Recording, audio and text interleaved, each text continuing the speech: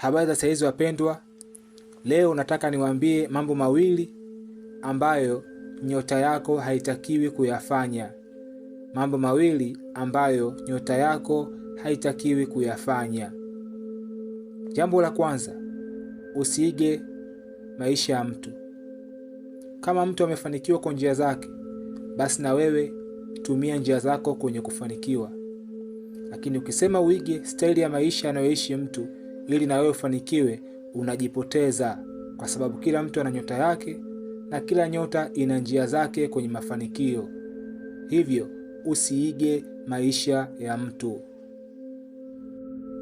Jambo la pili, unavyotaka kufanya jambo lolote, sikiliza sauti yako ya ndani inakuambia nini.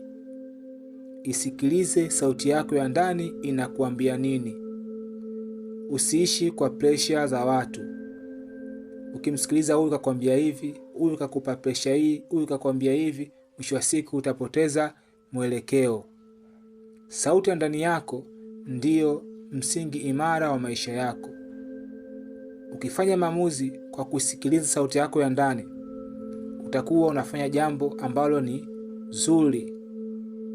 Ushauri haukatazwi, watu wanaweza kukushauri, lakini chukua kile ambacho unakiona wewe ni kizuri. Lakini mambo makuu au maamuzi ya mwisho yatoke ndani yako. Asije mtu akakushika masikio akakwambia fanya hivi, fanya hivi, fanya hivi, alafu wewe ukawa unamsikiliza yeye tu. Hapo unapoteza mwelekeo. Sauti yako ya ndani inaambatana na nyota yako.